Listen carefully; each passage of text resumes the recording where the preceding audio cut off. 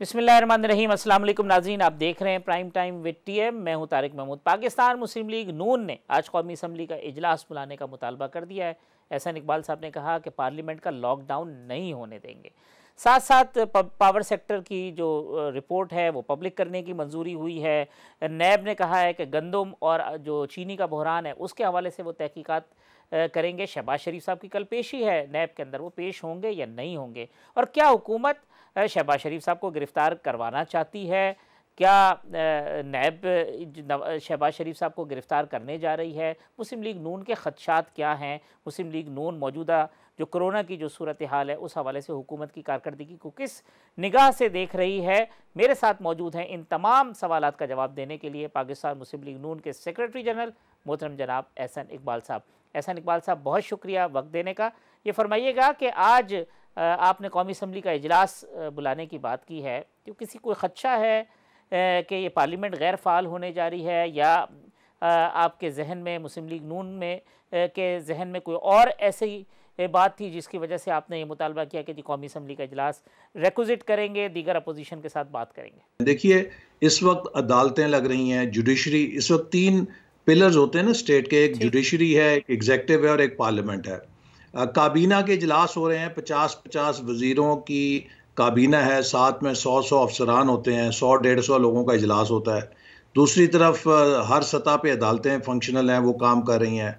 हुकूमत ने construction industry खोल दी है, बेशुमार इंडस्ट्रीज खोल दी हैं, लेकिन पार्लियामेंट को बिल्कुल हुकूमत इजलास बुलाने से इनकारी है और उससे घबरा रही है, जिससे साफ लगता है कि वो नहीं चाहती कि उसका मुहासबा हो, उसको कोई सवाल पूछे, वो किसी भी सतह पे अवाम को जवाब दे हो। तो इसलिए हमने आज दो टोक मौक़िफ़ लिया है कि हम पार्लियामेंट का लॉकडाउन नहीं होने देंगे और हम दीगर अपोजिशन जमातों से मशवरा करके ख़ुद रिक्विजिशन जमा कराएंगे ताकि हुकूमत फौरी तौर पे कौमी असम्बली का इजलास बुलाए। उसके हॉल में इतनी गुंजाइश मौजूद है कि एक नशिस्त छोड़ के अगर लोग बैठें तो सोशल डिस्टेंसिंग भी मलूज़ खातिर रखी जाएगी और महफूज तरीके से इजलास भी हो सकता है। तो ये अब आपने ये जो राब्ते हैं वो इनिशिएट कर दिए हैं दीगर अपोजिशन जमातों से, और क्या पहली चॉइस आप हुकूमत को ही दे रहे हैं कि वो बुला लें इजलास, और अगर हुकूमत इतने दिनों में इजलास नहीं बुलाती तो आप रिक्विजिट करने जाएंगे, या रिक्विजिशन का फैसला कर लिया है कि आप ठीक है? जी, आज इजलास था, इस हवाले से स्पीकर साहब के पास, उसमें हमारे नुमाइंदे भी गए हैं और उन्होंने हमारे मौक़िफ़ से स्पीकर साहब को और हुकूमत के नुमाइंदों को आगाह किया है और हमारी दीगर अपोजिशन जमातों से भी बातचीत हुई है। हम देखेंगे अगर हुकूमत खुद इजलास नहीं बुलाती तो फिर हम अपनी तरफ से रिक्विजिशन ज़रूर दाखिल कर देंगे। एहसान साहब, ये मामला जो है वो सिर्फ कौमी असम्बली के इजलास तक होगा, या सेनेट में भी, जैसे रज़ा रब्बानी साहब ने कहा कि जी सेनेट का इजलास होना चाहिए, इसी तरीके से चारों सूबाई असम्बलियाँ भी हैं, तो ये मामला तो फिर चारों सूबाई असम्बलियों में और सेनेट के अंदर भी इसी तरीके से आप चाहते हैं कि वहाँ पे भी वो जो असम्बलियाँ हैं वो फंक्शनल हों और अपने अपने सूबे के अंदर वो वहाँ के जो अरकान असम्बली हैं इनपुट दें और कोई काम कर सके? जी बिल्कुल, देखिए हर इदारा खुद मुख्तार है, उसने अपना फ़ैसला करना है, लेकिन जो मेरी मालूमात हैं उसके मुताबिक सेनेट ने भी ये फ़ैसला किया है कि वो अपना इजलास करेंगे और उन्होंने स्पीकर कौमी असम्बली को दरख्वास्त भेजी है कि वो कौमी असम्बली के हॉल को सेनेट के लिए फ़राहम कर सकें, चूँकि वो हॉल बड़ा है, उसमें वो बआसानी सोशल डिस्टेंसिंग के साथ अपने मेंबर्स को बुलाकर इजलास कर सकते हैं। ऐसे सब ये जो रिलैक्सेशन की बात आपने की, गवर्नमेंट जो है वो हमें कंफ्यूज नज़र आई लॉकडाउन के अंदर और रिलैक्सेशन के अंदर। एक लम्हे वो समझते थे और सोचते हैं कि अगर हम लॉकडाउन सख्त कर देंगे तो उसके ये नुकसानात हैं, फिर वो कहते हैं जी इसके नतीजे में गरीबों का चूल्हा बुझ जाएगा। जब दूसरी तरफ इकॉनमी की चीज़ें वो ठीक करने के लिए जाते हैं तो उसकी सूरत ये होती है कि गुज़िश्ता कई दिनों के अंदर केसेस की तादाद बढ़ गई है, डेथ की तादाद बढ़ गई है। ये तवाज़ुन कायम कर पाई है जो असल काम था गवर्नमेंट का इस पूरी सूरत हाल के अंदर, लॉकडाउन के अंदर और रिलैक्सेशन के अंदर? देखिए, हुकूमत पहले दिन से ही कंफ्यूज्ड है, सिर्फ कोरोना के अंदर ही नहीं, मुल्क के हर मामले में कंफ्यूज है। आप देखें कि कश्मीर के अंदर तकरीबन 8 महीने से लॉकडाउन जारी है। हम तो 4-6 हफ्ते से लोग तंग आ गए हैं लॉकडाउन से। आप कश्मीर के लोगों का अंदाज़ा कीजिए कि जो तकरीबन 8 माह से ज़्यादा अरसा गुजर चला है और वो लॉकडाउन के अंदर हैं। हमने क्या उनके लिए सफारती मुहिम की है और दुनिया को ये एक मौका था, हम कोरोना के लॉकडाउन में बता सकते थे, देखिए आप लोग 4 हफ्तों में उकता गए हैं, अमेरिका में लोग मुजाहरा कर रहे हैं, पेरिस में मुजाहरा कर रहे हैं, तो आपके लिए तो 4 हफ्तों का लॉकडाउन बहुत भारी है। तो आप अंदाज़ा कीजिए उन लोगों का जो 8-8 महीने से लॉकडाउन के ठीक, अंदर हैं, ये एक मौका था, ठीक। लेकिन हमने कुछ नहीं किया। इसी तरह जो इक़्तिसादी पॉलिसीज़ हैं, उसमें भी हुकूमत कन्फ्यूज़ है।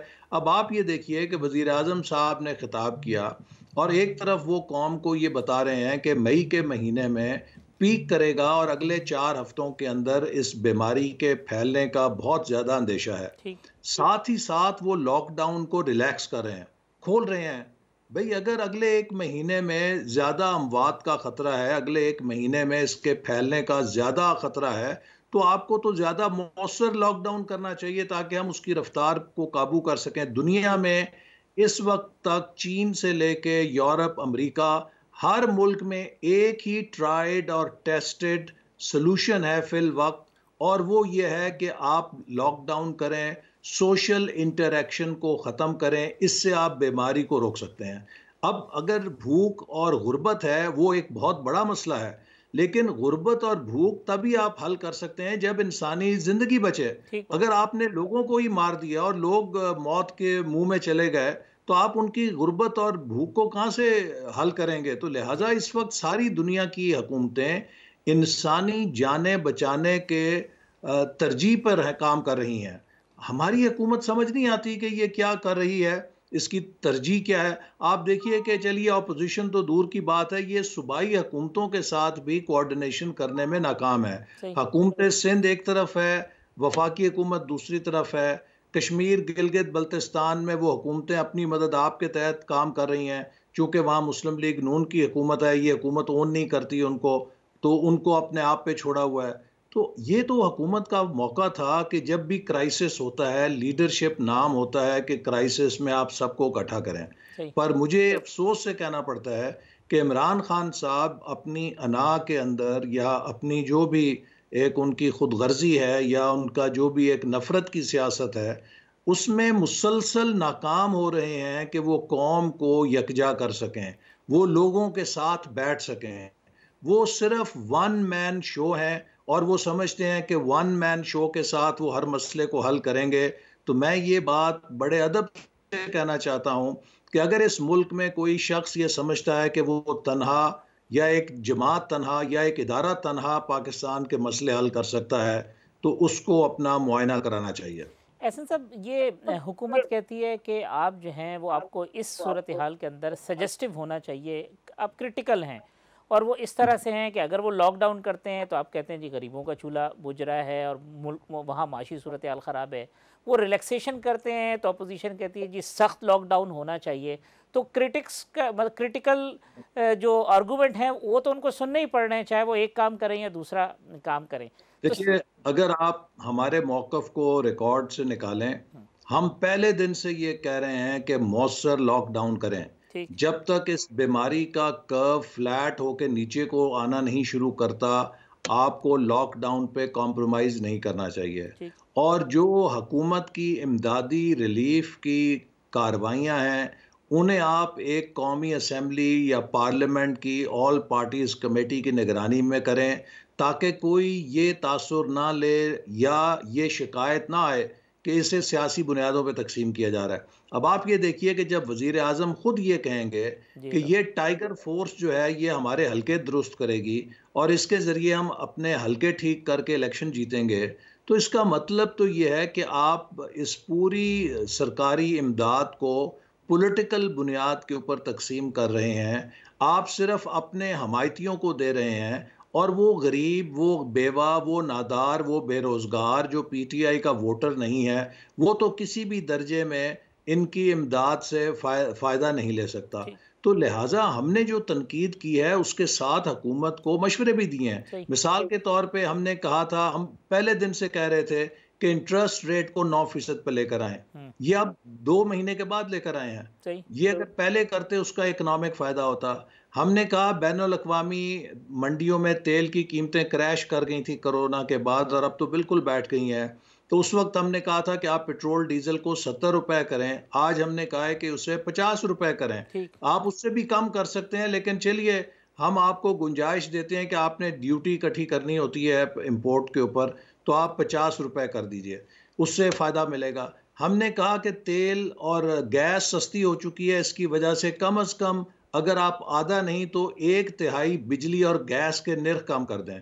देखिए, ये वो इकदामात हैं जिससे जहाँ सार्फिन को फ़ायदा मिलेगा, सही। वहाँ हमारे सनत का, हमारी तिजारत का, स्मॉल मीडियम एंटरप्राइज का, जिसके बिजली गैस के बिल में कमी आएगी, उनकी ट्रांसपोर्टेशन कॉस्ट कम होगी, तो उन्हें काफ़ी इसका फ़ायदा मिलेगा और इकॉनमी को स्टिमुलस मिलेगा। ये इसी तरह लॉकडाउन में नरमी करके गलती की है हुकूमत ने, आप ये समझते हैं इसका नुकसान जी होगा बिल्कुल, आगे? हमने तो बहुत इस पे दो टोक अंदाज में अपनी राय का इजहार किया है हम्म, कि जहां वजीर आजम ये कह रहे हैं कि अगले 4 हफ्तों में बीमारी फैलने का संगीन खतरा है, ठीक। अगले 4 हफ्तों में अमवात के बढ़ने का खतरा है, तो फिर तो आप लॉकडाउन को खोल कर या लॉकडाउन में नरमी करके बीमारी के फैलने के असबाब और बढ़ा रहे हैं, ठीक। अमवात के लिए आप शरह और बढ़ा रहे हैं, तो ये कौन सी हिकमत अमली है?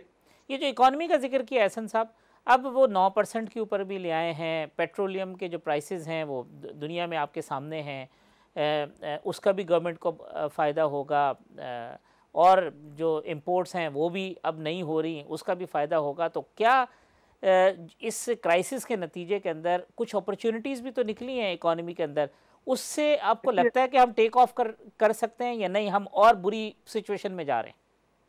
अगर आप हुकूमत की पिछले 2 साल की कारकर्दगी देखें, हम्म, तो एक चीज़ बहुत वाज़ेह है कि हुकूमत ने अपना एतमाद खो दिया है। बिजनेसमैन, इन्वेस्टर इस हुकूमत पे एतबार करने के लिए तैयार नहीं है।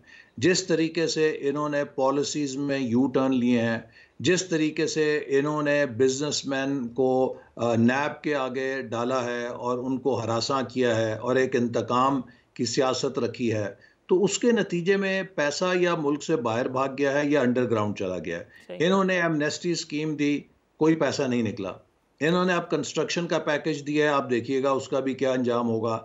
जब किसी हुकूमत पर एतमाद ख़त्म हो जाता है, तो वो दोबारा बहाल करना अमलन नामुमकिन होता है। ये अब सोने के भी होकर आएंगे तो ये नहीं कर सकेंगे। लेकिन जैसे आप कह रहे हैं कि अगरचे हमें एक बहुत हिट पड़ी है इस क्राइसिस की, लेकिन इसके नतीजे में पाकिस्तान के ऊपर जो एक इम्पोर्ट बहुत बड़ा बिल होता था, वो तेल का होता था, और जी। अगर तेल की कीमतें मुस्तकबिल में सस्ती रहेंगी तो हमें कुछ स्पेस मिलेगी उसके साथ। इंटरेस्ट रेट अगर दुनिया में कम हो गए और हमने भी कम कर दिए, तो उससे हमें कर्ज़ों के अंदर हमारी अदायगी का हुजम जो है उसमें बचत आएगी। ठीक। लेकिन सवाल यह है कि क्या हमारे पास एक ऐसी क़यादत है, क्या हमारे पास एक ऐसी हुकूमत है जो मईशत को समझती हो, जिसके ऊपर सरमायाकार एतमाद करने के लिए तैयार हो?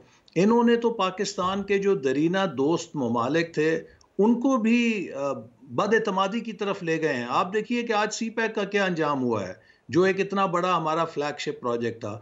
तो इसलिए मैं समझता हूँ कि ये एक बहुत बड़ा सवालिया निशान है, ये चैलेंज है कि कोरोना के बाद जो पोस्ट कोरोना इकोनॉमिक रिकवरी होगी, हम्म। क्या ये हुकूमत वो सलाहियत रखती है कि पूरी कौम को मुजमा करे? क्या ये हुकूमत ये सलाहियत रखती है कि ये इत्तेहाद और यकजहती की वो फ़ज़ा पैदा करे जिसमें पूरी मुल्क और कौम मिलकर इस दलदल से निकलने के लिए अपने हिस्से का किरदार अदा करें? क्योंकि आप देखिए, ये तो कोरोना के इंतहा के अंदर भी इमरान खान साहब का ज़हन क्या है कि शहबाज शरीफ को गिरफ्तार करो, मीर शकील रहमान को पकड़ो, शाहिद खाकान अब्बासी के दोबारा वारंट निकालो, सही। मुस्लिम लीग नून के बंदों को दोबारा नैब के जरिए अंदर करो। जिस बंदे में इतनी इंतकामी सियासत हो, जिसकी सोच ही ये हो कि उसने जेल में किसे डालना है, वो इस मुल्क की मईशत को कैसे चला सकता है? ये इस पे नैब पे भी एहसन साहब बात करेंगे, लेकिन इससे रिलेटेड जो पिछला सवाल था मेरा, ये भी तासुर और बाज़ लोगों ने एतराज़ और इल्ज़ाम आयद किया कि इस कोरोना वायरस की आड़ के अंदर ये जो सूरत हाल पैदा हुई है, उस आड़ के अंदर जो रिलैक्सेशन दी गई हैं कारोबारी अफराद को, उसका मकसद भी जो है वो कुछ लोगों को नवाजना था। जी बिल्कुल, देखिए ना, ये हुकूमत तो मुसलसल कुछ लॉबीज़ की यरगमाल है। मैं चंद दिन पहले अपने इलेक्शन की एक तकरीर, इलेक्शन के दिनों की मुझे नज़र आ गई रिकॉर्ड में, उसमें बहुत वाज़े मैंने कहा था कि इस हुकूमत के अंदर जनरल मुशर्रफ के दौर के और पीपल्स पार्टी और पीएमएलएन के मतरूका लोग और वो करप्ट माफियाज जिन्होंने पहले मुशर्रफ की छतरी में खूब पैसा कमाया, वो सब पीटीआई की छतरी के नीचे जमा हो गए हैं। और अगर इनकी हुकूमत आएगी तो ये पूरी लूट खसूट करेंगे। और आपने देखा अब एफआईए की रिपोर्ट ने सारा जो है वो मंजर आम पे बात ले आई है कि हुकूमत ने किस तरह से फ़ायदा दिया। बराह रास्त वज़ीर आज़म और वज़ीर आला पंजाब मुलव्वस हैं अरबों रुपए का फ़ायदा देने में अपने उन लोगों को जिनके वसाइल लेकर इन्होंने इलेक्शन लड़ा, जो लोग इनके खर्चे पूरे उठाते थे, आज उनको अरबों रुपए से नवाजा है। और अब खुद कहते हैं कि जी फॉरेंसिक रिपोर्ट आएगी। फॉरेंसिक रिपोर्ट मिल वालों का कसूर नहीं है, ये फैसले प्राइम मिनिस्टर की काबीना में ईसीसी में हुए हैं और पंजाब हुकूमत ने वजीर आला की निगरानी में किए हैं।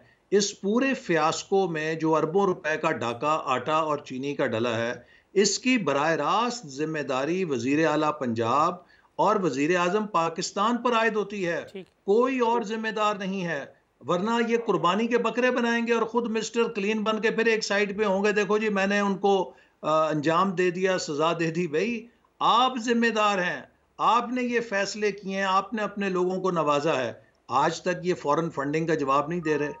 हर दफा जब फॉरेन फंडिंग का केस खुलता है ये किसी अदालत का सहारा लेने पहुंच जाते हैं, स्टे लेने पहुंच जाते हैं और दुनिया के सामने एक चेहरा रखा हुआ है, जी मैं बड़ा मिस्टर क्लीन हूं।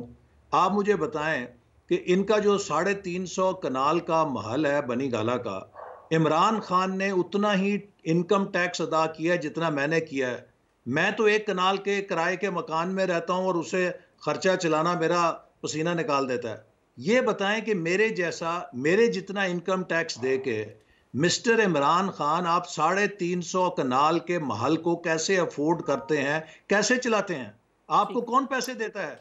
ये करप्शन नहीं है? एहसन साहब, मैं यहाँ ब्रेक ले लूँ, ब्रेक के बाद वापस आते हैं तो फिर नैब और शहबाज शरीफ के मामलात और फिर नैब और मुस्लिम लीग नून के दरमियान जो प्यार मोहब्बत है उसके ऊपर गुफ्तगू करेंगे एक वक्फे के बाद।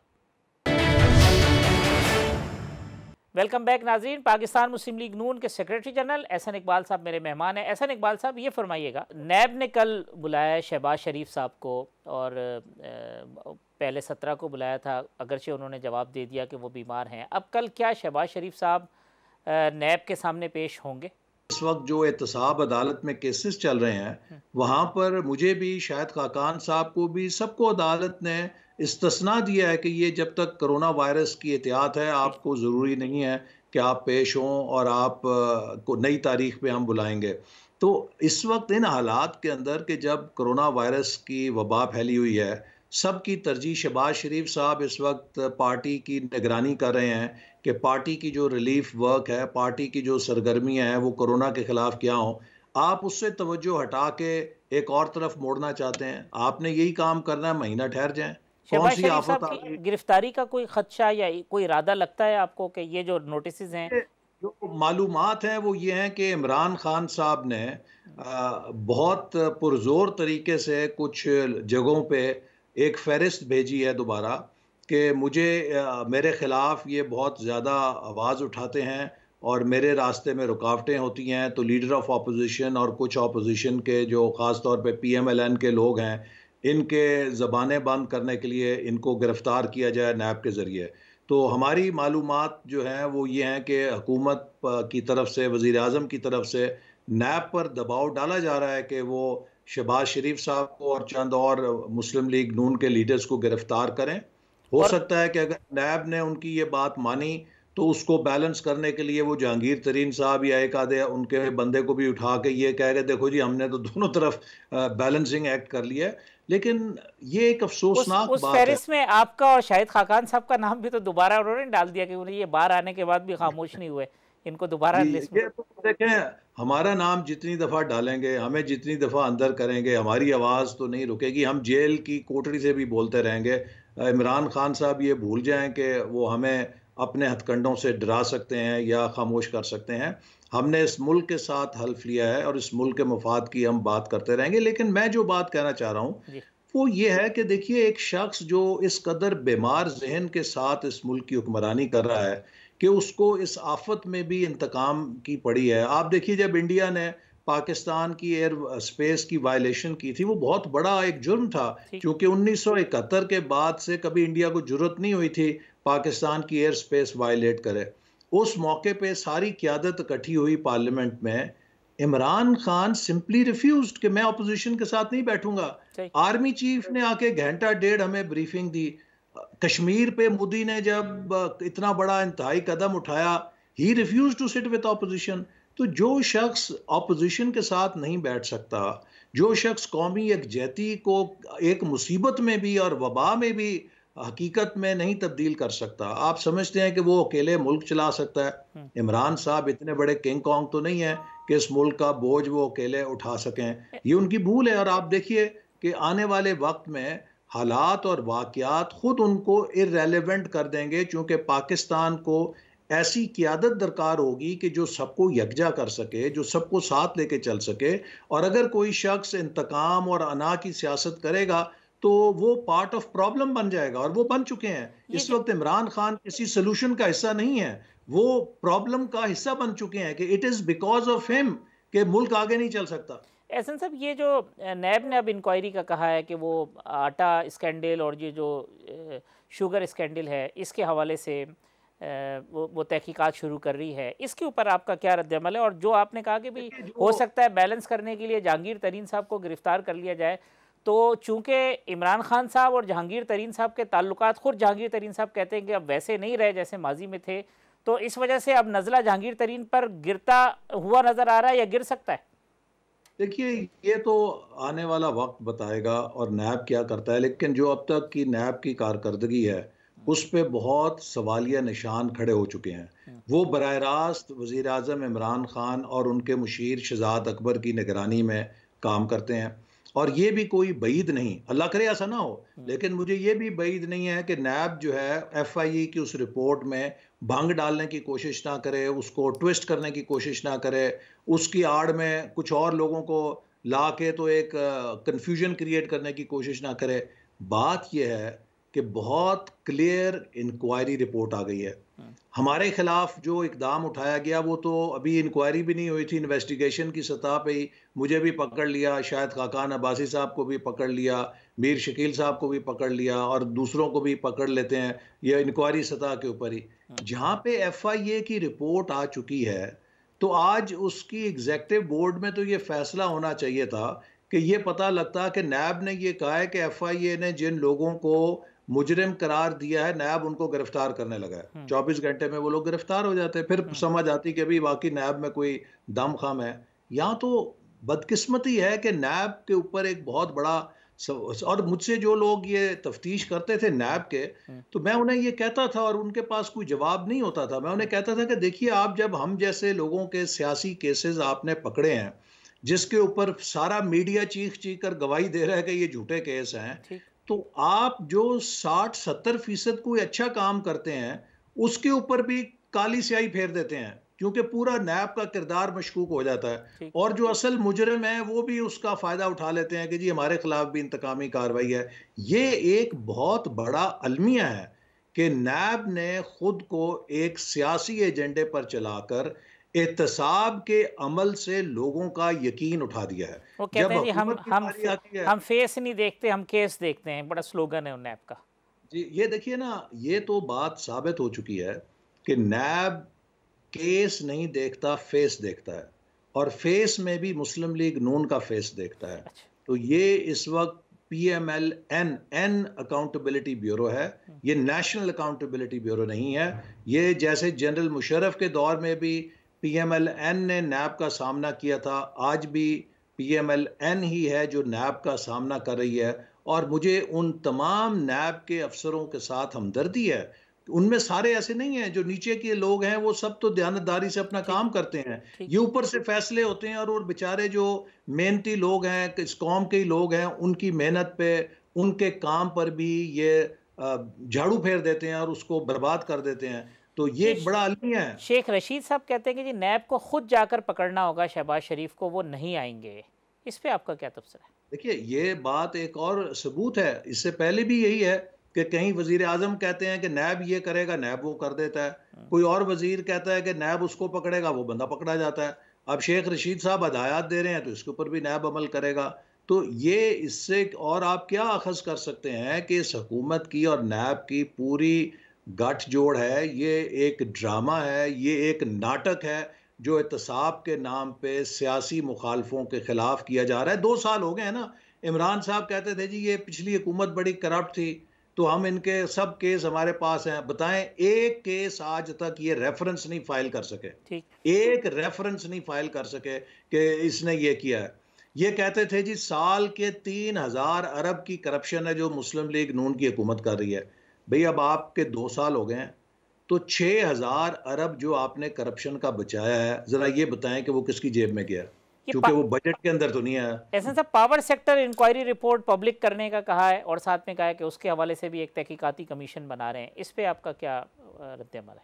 देखिए, मुझे जो खदशा है वो ये है कि जिस अंदाज की ये रिपोर्टें चला रहे हैं, ये पाकिस्तान के तमाम सेक्टर्स को हॉल्ट कर देंगे। और जब आप इस तरह हर किसी के पीछे पड़ जाएंगे, हर जगह किरदार कुशी करेंगे और आप एक ये साबित करेंगे कि मैं तो देखिए एक एहतसाब कर रहा हूँ और मैं हाथ में तलवार लेके ये नहीं देख रहा किसका सिर बचता है किसका पाँव जाता है, इस तरह मुल्क की मईशतें नहीं चलती हैं। ये आपके सामने है कि हर सेक्टर एक एक करके तबाह हो चुका है। अगर इन्होंने जिस तरह की एनर्जी की एक रिपोर्ट बनाई है जो अभी तक मालूमात हैं उसमें बहुत टेक्निकल फ्लॉज हैं, और अगर कहीं आईपीपीज ने और एनर्जी सेक्टर ने इनकी कार्रवाइयों के खिलाफ कोई एहतजाज किया तो आगे सख्त गर्मी आने वाली है। हम एक बदतरीन लोड शेडिंग का भी शिकार हो सकते हैं। तो जिस किसी ने अगर दौलत पाकिस्तान की उससे नाजायज़ फ़ायदा उठाया है उससे वो रिकवर होनी चाहिए।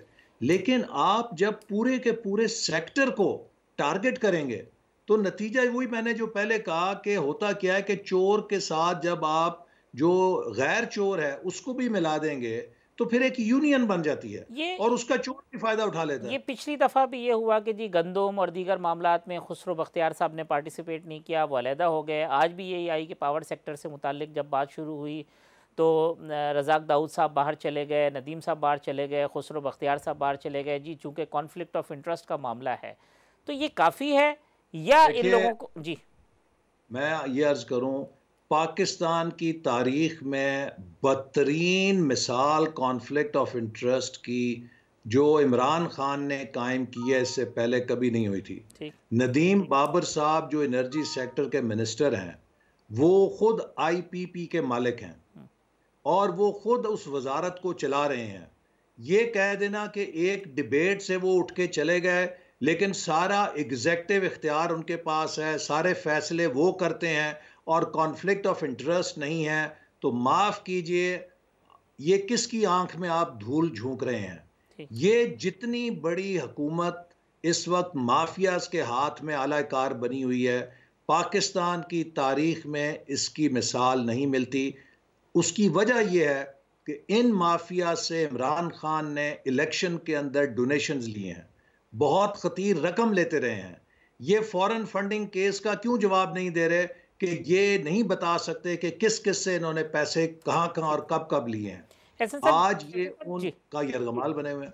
एहसन साहब यहाँ ब्रेक ले लें, ब्रेक के बाद आते हैं तो फिर प्रोग्राम को कंक्लूड करेंगे और करतारपुर राहदारी के ऊपर आपकी और जो फवाद चौधरी साहब की थोड़ी सी नोक झोंक हुई थी ट्विटर के ऊपर, उसके ऊपर भी गुफ्तगू करेंगे प्रोग्राम के आखिरी हिस्से में।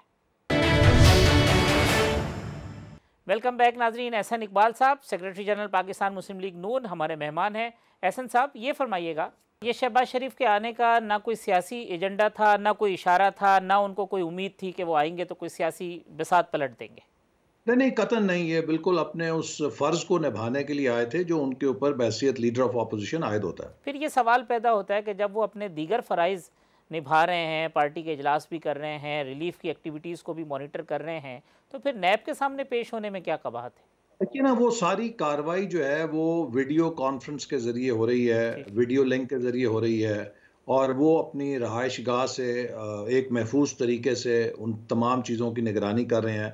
तकरीबन रोज़ाना ही वीडियो कॉन्फ्रेंस पे वो मुल्क के तमाम सूबों के जो नुमाइंदे हैं उनसे जायज़ा लेते हैं और उसकी निगरानी करते हैं। तो नैब में तो आपको पता है कि वहाँ पे जाके क्या सूरत होगी, कैसे होगी। एक इस वक्त सब लोग अवॉइड कर रहे हैं अपने घरों से बाहर निकलना। तो ये वक्त मैं समझता हूँ कि नहीं था कि हुकूमत इस किस्म की कार्रवाइयाँ करती। महीना ठहर जाती, कोई भाग गया था, कोई हुकूमत से कौन भाग सकता है। कम अज़ कम इस वबा के दौरान तो वो ये मैसेज करते हैं कि भाई हम सब मिलकर मुकाबला करें इस बीमारी का। ये लेकिन नवाज इमरान शरीफ खान के नज़दीक सिर्फ एक ही बात है कि जी उसने अपोजिशन को अंदर करना है, अपोजिशन को गिरफ्तार करना है और अपने लिए सोचना है कि मेरे खिलाफ कोई आवाज़ ना उठाए।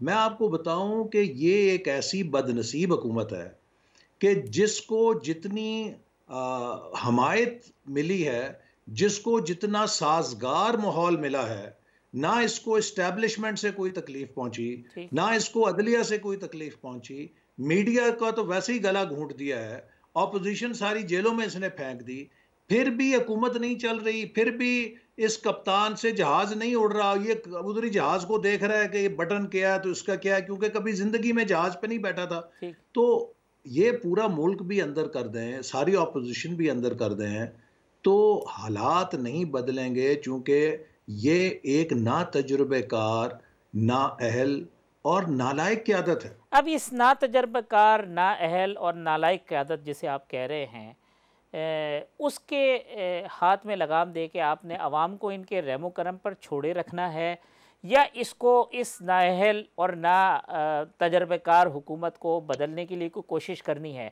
और अगर वो कोशिश करनी है तो वो इस वक्त सड़कों पे तो नहीं हो सकती है, ना कोई और इस तरीके की बाकी जो पॉलिटिकल एक्टिविटीज़ थी वो चल रही हैं।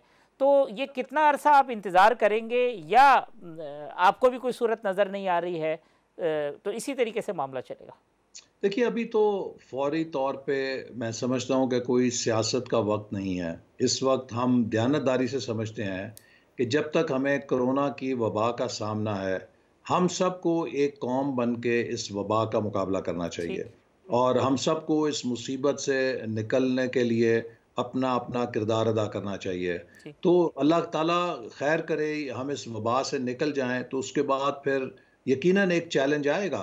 और वो चैलेंज, जैसे मैंने आपको पहले कहा, ये होगा कि कोरोना के ख़त्म होने के बाद हमने मुल्क को क्या इसी तरह कछुए की चाल से लेके चलना है, या एक जस्त लगानी है, एक जंप लेके कैचअप करना है जो नुकसान हो चुका है। ठीक अगर एक जस्त लगानी है तो उसके लिए तो ये हुकूमत और ये क़यादत अहल नज़र नहीं आती। ये तो वही हशर करेंगे जो पहले 2 सालों में कोरोना से पहले इन्होंने किया है। तो लिहाजा वो एक, मैं समझता हूँ, वक्त होगा जब मुल्क की क़यादत को, अपोजिशन जमातों को मिलकर सोचना होगा कि अगर हमने मुल्क को मज़ीद बर्बादी से बचाना है या मुल्क को एक तेज़ तरक्की के रास्ते पर डालना है, तो उसके लिए क्या सियासी हिकमत अमली हो सकती है। ये नवाज़ शरीफ साहब की सेहत की इस वक्त क्या सूरत हाल है? क्योंकि हुकूमत की जानिब से अक्सर व बेशतर कहा जाता है कि जी अब उनकी क्यों नहीं प्लेटलेट्स की रिपोर्टें आ रही हैं, अब कहाँ इलाज हो रहा है, क्यों नहीं बता रहे हैं, वो बाहर जाके बैठ गए। तो इस वक्त नवाज़ शरीफ साहब की सेहत कैसी है? देखिए, उनकी अभी भी जो सेहत तसल्ली बख्श नहीं है और वो निगरानी के अंदर हैं। अलबत्ता जिस मकसद के लिए वो लेके जाया गया था वो यही था कि वहाँ पर जाके उनका बेहतर इलाज हो सके और उनकी सेहत को कुछ स्टेबलाइज करने में मदद मिल सके। ठीक अभी जब कोरोना आ गई तो उसके साथ वो भी क्वारंटाइन में है, चूँकि वो बहुत वल्नरेबल हैं। ठीक उनकी एज है, उनकी जो बीमारियाँ हैं उसकी वजह से उन जैसे प्रोफाइल का शख्स बहुत ज़्यादा वल्नरेबल है। इसलिए उनकी जो हॉस्पिटल की अपॉइंटमेंट्स हैं वो भी कैंसिल की गई हैं और उनको घर के अंदर कन्फाइन किया गया है कि उनको सेहत को कोई ख़तरा लाहक ना हो। ठीक लेकिन बदस्तूर उनके लिए जो उनकी हार्ट कंडीशन है, जो उनके आर्टरी एक ये ब्लॉक है जो ब्रेन को ब्लड सप्लाई करती है, उसका प्रोसीजर होना है। इसी तरह उनकी किडनीज़ की जो क्रिटिकल हालत है उसको डॉक्टर्स मैनेज कर रहे हैं, लेकिन वहाँ बाहर जाके यकीनन जो बेहतर इलाज की जो सहूलतें हैं उससे पाकिस्तान के मुकाबले में निस्बतन वो अब स्टेबल हैं। ये गुज़िश्ता रोज़ आपकी ट्विटर के ऊपर भी एक चौधरी फवाद साहब आपका जवाब दे रहे थे, ये करतारपुर के हवाले से जो एक चीज़ पैदा हुई, ये क्या कंट्रोवर्सी है और क्यों आप दोनों लोग एक दूसरे के सामने आए ट्विटर पे? नहीं, वो तो मैंने ये सवाल किया था कि देखिए, मेरे ऊपर नैब ने केस बनाया कि नारोवाल स्पोर्ट सिटी 2.9 अरब का मंसूबा है, जिसको CDWP ने और हुकूमत के तमाम फोरम्स ने अप्रूव किया, और इसके बाद एक बेबुनियाद केस बना दिया कि जी आपने इख्तियारात का गलत इस्तेमाल किया। कोई माली बदउनवानी का केस नहीं था कि जी इख्तियारात का गलत इस्तेमाल किया और नारोवाल में ये प्रोजेक्ट क्यों बन गया। मैंने सवाल ये उठाया था कि भाई आपने एक मंसूबा बनाया है जिसके लिए कोई कवादो जवाबत भी पूरे नहीं किए थे, 17 अरब लगा, तो ये क्या वजह है कि एक ही आंधी में उसके ऊपर से गुंबद गिर गए उस मज़ार के, उनके इबादतगाह के। तो ऐसा नहीं होना चाहिए था, क्योंकि इसके फिर इंडिया ने देखा है, एक्सप्लॉइट किया उस चीज़ की। उसकी तस्वीरें जब सोशल मीडिया पे आई तो इंडिया ने उस चीज़ को काफ़ी एक्सप्लॉइट किया। तो मैंने तो ये सवाल किया था कि ये हुकूमत ने अगर इतनी ख़तीर रकम से ये चीज़ तामीर की है तो इस तरह की शिकायत नहीं होनी चाहिए थी, जिससे कि हमारे मुखालिफ को भी कोई मौका मिले कि वो हमारे ख़िलाफ़ कोई प्रोपेगेंडा कर सके। अलबत्ता हुकूमत को मेरा ख्याल है एहसास हुआ तो 24 घंटे में इन्होंने उसकी मरम्मत वगैरह तो कर दी और उसको ठीक कर दिया। अलबत्ता ये ज़रूर एक मैंने सवाल किया कि भाई अब नैब किधर गया। मेरे खिलाफ तो एक बेईमानी केस बना दिया था। अब अगर एक 17 अरब की तामीर के गुंबद गिर जाए तो उनको वहाँ कोई खराबी नज़र नहीं आती। तो ये तहकीकात होनी चाहिए एहसन साहब, 17 अरब रुपए की तहकीकात होनी चाहिए जो करतारपुर कॉरिडोर के ऊपर खर्च हुए हैं, क्या ये सही खर्च हुए हैं या नहीं हुए? ये तो आप नैब से पूछिए। मैं तो ये पूछ रहा हूँ कि आप सवाल उठा रहे हैं, ये आपकी ख्वाहिश और मुतालबा नहीं है? मकसद है कि ये तो देखिए ना बात, वहाँ पे जो 17 अरब रुपए खर्च किए हैं हुकूमत ने, ये पाकिस्तान की तारीख का पहला मंसूबा है कि जिसकी ना CDWP ने मंजूरी दी, ना एक्नेक ने मंजूरी दी। 17 अरब खर्च हो गए, उसके बाद मंजूरी का ठप्पा लगा दिया यूं करके। हमारे ज़माने में तो हम 10 करोड़ बगैर मंजूरी के, क्या 1 करोड़ नहीं खर्च कर सकते थे। तो ये तो अब इस दौर की तो हर चीज़ ही निराली है। एहसन साहब, आखिरी बात ये कि एक सियासी वर्कर की हैसियत से अगर मैं कहूँ कि 30 सेकंड में आप ये बताएं कि मुस्तकबिल का जो सियासी मंजरनामा है वो आपको क्या नज़र आ रहा है? देखिए, मुस्तकबिल का सियासी मंजरनामा बहुत वाज़ेह है। इस मुल्क के अंदर 3 सियासी जमातें थीं, मुस्लिम लीग नून, पीपल्स पार्टी और PTI। पाकिस्तानी कौम ने सबको आजमाया है।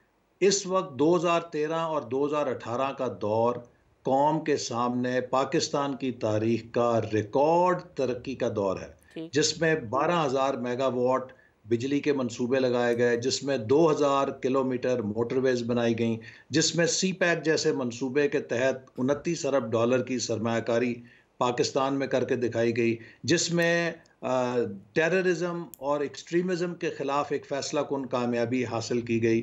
लोग सब जानते हैं और लोगों ने ये बात देख ली है कि अगर इस मुल्क में डिलीवरी करने की सलाहियत है, परफॉर्म करने की सलाहियत है। आज आप पेशावर से कराची चले जाएं, पाकिस्तान में गवादर से गिलगित तक चले जाएं, कोई तरक्की का मंसूबा होगा उस पर आपको मुस्लिम लीग नून की मोहर नजर आएगी। लिहाजा मुस्तकबिल उसी का है जो इस मुल्क को संवार सकता है। ठीक। एहसन इकबाल साहब, पाकिस्तान मुस्लिम लीग नून के सेक्रेटरी जनरल, बहुत शुक्रिया वक्त देने का। एहसन इकबाल साहब की गुफ्तगू आपने सुनी, फ़ैसला भी आपके सामने जो पॉइंट उन्होंने और जो दलाइल उन्होंने अपने बयानिए के हक़ में दिए। कल इसी प्रोग्राम में इंशाअल्लाह इसी वक्त मुलाकात होगी। अल्लाह हाफ़िज़।